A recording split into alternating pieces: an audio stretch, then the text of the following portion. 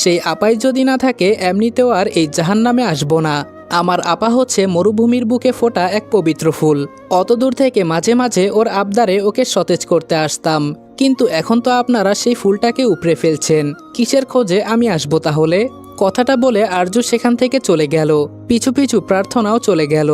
মোমেন সাহেব ওর যাওয়ার পথে কটমট দৃষ্টিতে তাকিয়ে থাকলেন শুধু। এই মেয়ের কথা আর যুক্তির সাথে তিনি কোনোদিনও পেরে উঠতে পারেননি। আর নিজের এই পরাজয়ই হয়তো আরজুর প্রতি ওনার রাগের সবথেকে বড় কারণ। মেয়েদের কাছে হেরে যাওয়া মানে যে পুরুষত্বের প্রশ্ন ওঠা, যা ভীষণই অসম্মানজনক। প্রার্থনা বলল, তুই সত্যি আমার বিয়েতে থাকবি না আরু? প্রার্থনার প্রশ্নে আরজু গম্ভীর গলায় নির্বিকার ভঙ্গিতে বলল, বিয়ে কেন বলছো? বলো তোমার জানাজায় আমি থাকবো কি না। প্রার্থনা একটা দীর্ঘশ্বাস ছেড়ে বলল, বেশ, তোর কথাই মেনে নিলাম। তা আমার জানাজায় থাকবি না তুই? আরজু বলল, আমার আপার জানাজায় থাকতে পারবো না আমি, আমাকে ক্ষমা করে দিও তুমি। প্রার্থনা বলল, তুই না বলতি যে আমার বিয়েতে তুই নিজের হাতে সাজিয়ে দিবি আমায়? প্রার্থনার এই কথার প্রেক্ষিতে আরজু থমকালো। নিজেদের জীবন নিয়ে তাদের কত আশা ছিল, কত স্বপ্ন ছিল। সময়ের বিবর্তনে আজকে সব শেষ। আরজুকে চুপ করে থাকতে দেখে প্রার্থনা পুনরায় বলল, সাজাবি না তোর আপাকে? আরজু তাচ্ছিল্য ভরা কণ্ঠে বলল, বিয়ের জন্য সাজাতে চেয়েছিলাম আপা, তোমার জানাজার জন্য না। নিজের হাতে সাজিয়ে গুছিয়ে তোমাকে কবরে পাঠাবো, এতটা সাহসী তোমার আরু এখনো হয়নি। বাবা মা ভাইয়ের সাথে তর্ক করতে পারি, ঢাকা শহরে একা থাকতে পারি, অনেক রাতে বাড়ি ফিরতে পারি, কেউ বাঁকা চোখে তাকালে তার চোখ উপড়ে ফেলতেও পারি, কিন্তু তোমাকে সাজাতে পারবো না আমি। কথাটা বলে আরজু আবারও নিজের কাজে মনোযোগ দিল। প্রার্থনা আনমনে কিছু একটা ভেবে আরজুকে প্রশ্ন করল, তুই তো বিশ্বাস করিস আরু যে আমি কোনো নোংরামি করিনি, তাই না? আরজুর কাজের হাতটা থেমে গেল। শীতল দৃষ্টিতে প্রার্থনার দিকে তাকালো। আরজু বলল, বিশ্বাস না করলে কি তখন ওভাবে প্রতিবাদ করতাম আপা? প্রার্থনা বলল, তাহলে এই নিয়ে কিছু শুনতে চাইলি না কেন? আরজু বলল, নিজের আপাকে আমার এসব নোংরা প্রশ্ন করতে বিবেকে বাঁধবে। সব থেকে বড় কথা, আমি জানি তুমি খারাপ কিছু করতে পারো না, তাহলে অযথা জিজ্ঞেস করতে যাব কেন? প্রার্থনা বলল, আমি যখন কলেজে যেতাম, ওই সাহিত্য আমাকে এক নজর দেখার জন্য রাস্তায় রোজ দাঁড়িয়ে থাকতো। জানিস, শুধু আমায় দেখতো, কখনো কথা বলার চেষ্টা করেনি, আর না কখনো পিছু নিত। এরকম চলতে চলতে কেমন করে যেন আমারও ওকে ভালো লাগতে শুরু করলো। ঝড় বৃষ্টি কিছু মানতাম না, আমি ছাতা নিয়ে কলেজে যেতাম, আর ও বৃষ্টির মাঝে দাঁড়িয়ে থাকতো আমাকে দেখার জন্য। আরজু বলল, মানুষ কত তাড়াতাড়ি বদলে যায়, তাই না আপা? একসময় সে তোমাকে দেখার জন্য কত কষ্ট করেছে, আর এখন তুমি তার প্রতীক্ষায় কত প্রহরই না কাটাচ্ছ, অথচ সে ভীতুদের মতন তোমাকে ছেড়ে পালিয়ে গেছে। একবারও ভাবলো না যে এই ঘটনার পর তোমার কি অবস্থা হতে পারে? এটাই ভালোবাসা, তাই না আপা? আরজুর শেষের বাক্যে ভালোবাসা শব্দটার প্রতি প্রকাশ পেল তাচ্ছিল্য আর একরাশ ঘৃণা। ভালোবাসা শব্দটাকে যেন সে বিশ্বাসই করতে পারে না। তার জীবনে সবথেকে ঘৃণিত শব্দ ভালোবাসা।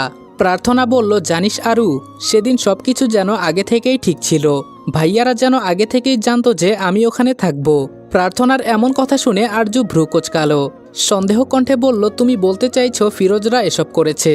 প্রার্থনা বলল, আমি নিশ্চিত না, তবে আমার এটাই সন্দেহ হচ্ছে। আরজু বলল, কেন সন্দেহ হচ্ছে? প্রার্থনা বলল, যখন আমি ওর সাথে দেখা করার জন্য দুপুরে সবার আড়ালে বাড়ি থেকে বের হয়েছিলাম, তখন আমার কোনো সমস্যা হয়নি। ওই সময়টাতে রোজ বাড়ির উঠোনে ফিরোজ আর ভাইয়া দলবল নিয়ে বসে থাকে। আমাকে অনেক লুকিয়ে বের হতে হয়, কিন্তু সেদিন ফাঁকা ছিল। সেদিন আমরা প্রথম পুকুর পাড়ের কাছে পুরনো বাড়িটার কাছে দেখা করেছিলাম। সচরাচর ওই জায়গাটা কখনো ফাঁকা থাকে না, কিন্তু সেদিন ছিল। আরজু বলল, আর কিছু না? প্রার্থনা বলল, মা আমাকে বের হতে দেখেছিল, কিন্তু কোনো প্রশ্ন না করে তাড়াতাড়ি বাড়ি ফিরতে বলেছিল। আমি আর সাহিত্য দুজনে শুধু স্বাভাবিক কথাবার্তা বলছিলাম। হুট করে ফিরোজের ছেলেরা এসে হট্টগোল শুরু করে দিল। এরপর মানুষজন জড়ো হয়ে যাওয়ার পর ওকে মারতে আরম্ভ করলো। সবাইকে শুনিয়ে শুনিয়ে বলছিল যে ভর দুপুরে পুরনো বাড়িতে নোংরামি করছি। ঘৃণায় আরজুর শরীর রিরি করে উঠল। নিজের রাগটুকু নিয়ন্ত্রণ করে বলল, তারপর? প্রার্থনা বলল, তারপর ভাইয়া বাবাকে নিয়ে এলো। ফিরোজ বলল, আমাদের দুজনকে নাকি ওই পুরনো ঘরে একসঙ্গে পেয়েছে, আর আশ্চর্যজনকভাবে ঘরের দরজার তালা খোলা ছিল, কিন্তু আমরা যখন গিয়েছিলাম তখন দরজাটা বন্ধ ছিল। ওই ঘটনার পরে আর সাহিত্যের সাথে আমার দেখা হয়নি। গ্রামের সবাই বলে বিচারে নাকি ও সব আমার দোষ বলেছে, আমি নাকি জোর করে ওর সাথে শারীরিক সম্পর্ক করতে চেয়েছিলাম। আরজু বলল, থামো আপা, দয়া করে থামো, আমি আর শুনতে পারছি না। এরপরও তুমি ওই লোকের সাফাই গাইবে? আরজুর প্রশ্নের প্রেক্ষিতে প্রার্থনা শক্ত গলায় বলল, হ্যাঁ গাইব, তার কারণ ও যদি নিজে বাঁচার জন্য এমনটা করত তাহলে নিজ মুখে নোংরামির কথাটা স্বীকার করলো কেন, যেখানে এমন কিছু ঘটেইনি। এই কথাটা স্বীকার না করলে তো ওর নিজেকে প্রমাণ করতে আরো সুবিধা হতো, তাই না? আরজু বলল, বেশ, মেনে নিলাম তোমার কথা, কিন্তু আমার প্রশ্ন একটাই, উনি যদি তোমাকে এতই ভালোবেসে থাকেন তাহলে এখন কোথায়, ছেড়ে গেলেন কেন? এই পর্যায়ে এসে প্রার্থনা থেমে গেল। এই প্রশ্নের উত্তর তো ওর নিজের কাছেও নেই। প্রার্থনা তো নিজেই হাতড়ে বেড়াচ্ছে ওর উত্তর। ওকে চুপ থাকতে দেখে আরজু নির্জীব কণ্ঠে বলল, তোমার ভালোবাসা হেরে গেছে আপা। আমি জানি পুরো ব্যাপারটার সাথে ফিরোজ আর আমাদের কুলাঙ্গার ভাই জড়িত, আর আমি এটাও জানি তোমার উনিও খুব ভালোভাবে এসব কিছু জানতেন। এখন উনি কিসের ভয়ে না লোভে পড়ে এমন করেছেন সেটা আমি জানি না, তবে উনিও অপরাধী। কথাটা বলে আরজু উঠে বারান্দায় চলে গেল। প্রার্থনা ফ্যালফ্যাল করে সেদিকে তাকিয়ে থাকলো। মনে মনে ভাবলো, সত্যিই কি আমি ভুল মানুষকে ভালোবেসেছিলাম? রাত তখন ৩টা বাজে। এই সময়টাকে অবশ্য মাঝরাতই বলা চলে। ঘরের দরজায় খুব হালকাভাবে করাঘাতের শব্দ পেতেই আরজু আর প্রার্থনার ঘুম ভেঙে গেল। আরজু চোখ খুলে বালিশের পাশ থেকে ফোনটা হাতে নিয়ে সময়টা দেখতেই চোখ দুটো বড় বড় হয়ে গেল। আরজু প্রথমে ভেবেছিল হয়তো সকাল হয়ে গেছে, সেজন্য মা ঘুম থেকে উঠতে বলছে। আরজু বিস্ময় ভরা দৃষ্টিতে পাশে থাকা প্রার্থনার দিকে তাকালো। প্রার্থনা ইশারায় সময়টা জিজ্ঞেস করতে আরজু বলল ৩টে বাজে। সঙ্গে সঙ্গে প্রার্থনার চোখ কপালে উঠে গেল। দুজনেই এবার একটু ভয় পেল। দরজায় করাঘাতের শব্দটা এখন দুজনের কানে ভয়ঙ্কর লাগছে। এত রাতে তো কখনো কেউ আসেনি, আর না আজকে আসার কথা। আরজু কাঁথাটা সরিয়ে উঠে দাঁড়িয়ে ধীর পায়ে দরজার দিকে এগিয়ে গেল। এই সাহসী মেয়েটারও আজ ভীষণ ভয় করছে। এই বাড়িতে নিজের মানুষগুলোই যে ওদের শত্রু। দরজার কাছে দাঁড়িয়ে আরজু মৃদুকম্পিত গলায় আগন্তুকের পরিচয় জানতে চাইল, কিন্তু কারো কণ্ঠ শুনতে পাওয়া গেল না। এবারে আর না খুলে উপায় নেই। আরজু লম্বা একটা শ্বাস ফেলে মনে মনে সাহস সঞ্চয় করে দরজাটা খুলল। দরজাটা খুলতেই হন্তদন্ত পায়ে ভেতরে প্রবেশ করে দরজাটা বন্ধ করে দিলেন নাসিমা। এই সময় ওনাকে এই ঘরে দেখে বিস্ময়ে দুই বোনেরই মুখ হা হয়ে গেল। কিন্তু নাসিমার চোখ মুখের অবস্থা একদমই ভালো লাগছে না। মনে হচ্ছে কোনো একটা বিষয় নিয়ে খুব চিন্তা কিংবা ভয়ে আছেন। কপালে বিন্দু বিন্দু ঘামের দেখা পাওয়া যাচ্ছে।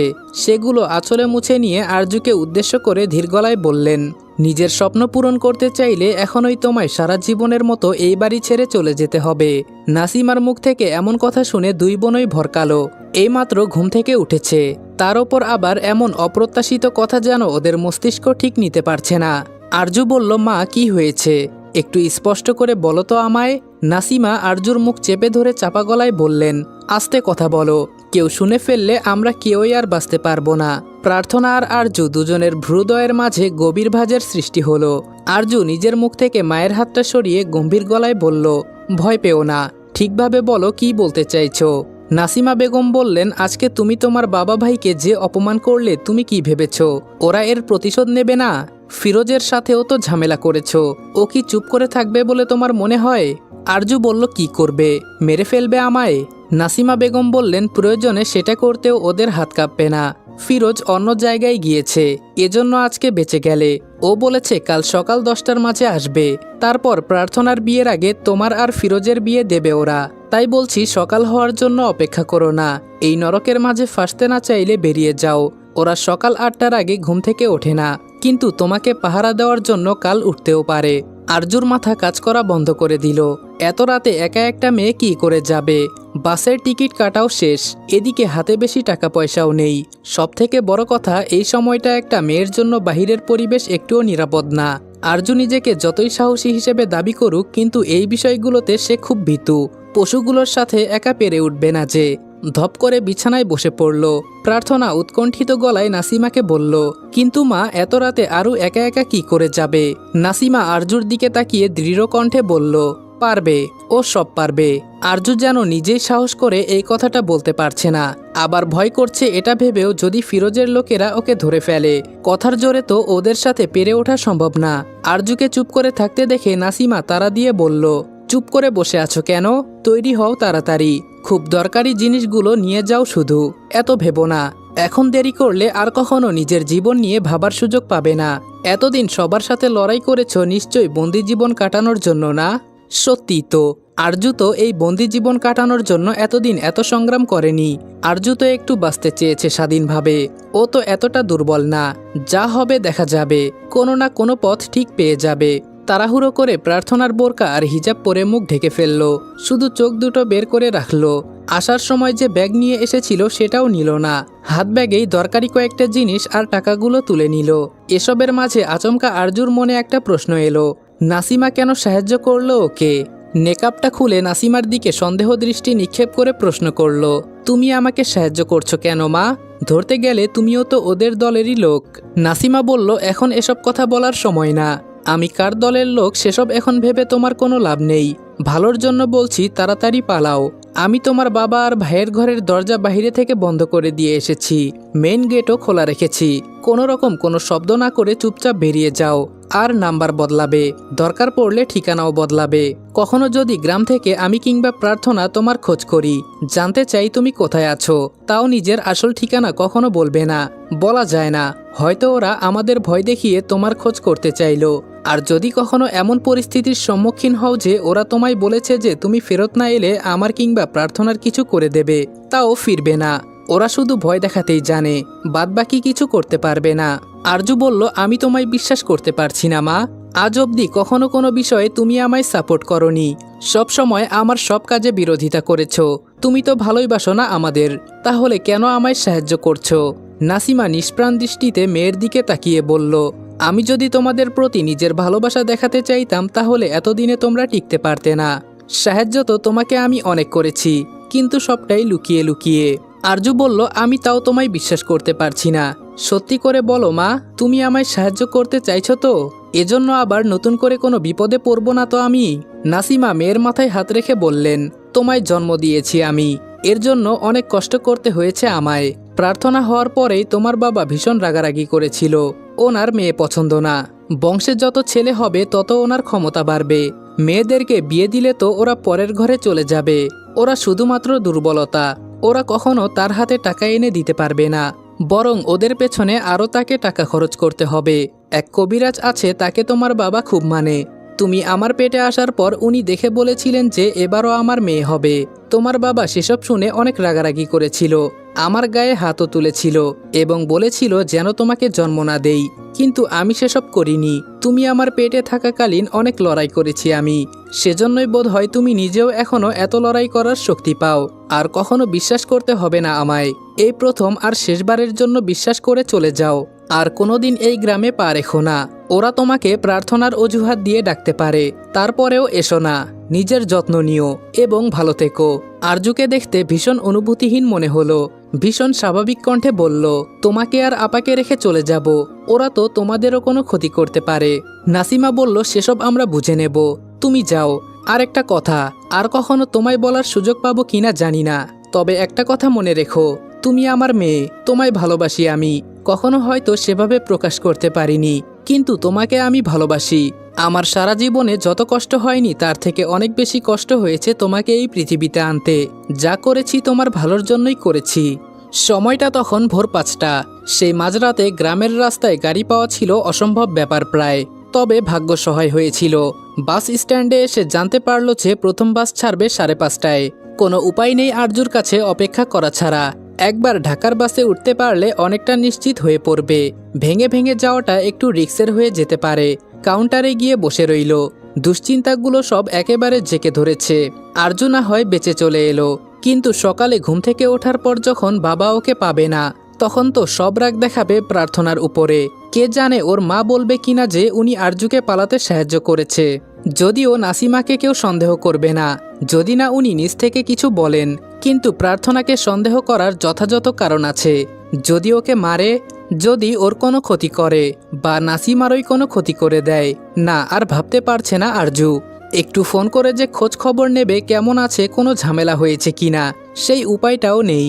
হাত ঘড়িতে সময় দেখলো 5:20। একটু আগেই বাস এসে গেছে, অনেক যাত্রী উঠেও পড়েছে। আরজু বাসে ওঠার আগে ভাবলো এক বোতল পানি কিনে নেওয়া দরকার। কাউন্টারের পাশেই একটা দোকান খোলা পেল, ভাবলো ওই দোকান থেকে পানি নেওয়া যাবে। দোকানে যেতে নিয়ে হুট করে থেমে গেল আরজু। তাড়াহুড়ো করে পেছনে ঘুরে তাকালো, খেয়াল করলো হৃৎপিণ্ডের গতি কয়েকগুণ বেড়ে গেছে। ফিরোজ এখানে কি করছে? নাসিমার কথা অনুযায়ী ফিরোজ তো শহরের বাইরে ছিল, তাহলে এত সকাল সকাল তার ওপরে বাস স্ট্যান্ডে কি করছে? তাহলে কি ওরা সব জেনে গেছে? আরজুকে কি ধরতে এসেছে? ওর কি আর পালানো হবে না? এতগুলো বছরের এত সংগ্রাম কি তবে সব মিথ্যে হয়ে গেল? আরজু জোরে জোরে কয়েকটা নিঃশ্বাস ফেলে নিজেকে স্বাভাবিক করার চেষ্টা করলো। খুব স্বাভাবিক গতিতে গিয়ে বাসে উঠল। টিকিটে সিট নাম্বারটা দেখে বেছে বেছে নিজের সিটটাতে গিয়ে বসে জানালাটা বন্ধ করে দিল। এখান থেকে ফিরোজকে দেখা যাচ্ছে, তবে ওকে দেখে মনে হচ্ছে না যে আরজুর খোঁজে এখানে এসেছে। বেশ স্বাভাবিক দেখাচ্ছে। সিগারেট খাচ্ছে আর নিজের চামচাদের সাথে কথাবার্তা বলছে। আরজু একটু নিশ্চিত হলো। আবারও হাতঘড়িতে সময় দেখে নিল। এখন 25 বাজে। বাসটা ছাড়লে যেন আরজু প্রাণ ফিরে পায়। এই কয়েকটা মিনিটই আর যেতে চাইছে না। মনে হচ্ছে কয়েক ঘন্টা পেরিয়ে যাচ্ছে, তবুও বাস ছাড়ছে না। অবশেষে বাসটা ছাড়লো। ফিরোজ এখনও দোকানে দাঁড়িয়ে আছে। বাসটা ধীরে ধীরে চলতে শুরু করলো এবং খুব তাড়াতাড়ি ফিরোজ দৃষ্টিসীমানার বাহিরে চলে গেল। একটা স্বস্তির নিঃশ্বাস ফেলল আরজু। এই যাত্রায় অন্তত বেঁচে গেছে। পরে কি হবে সে না হয় পরে দেখা যাবে।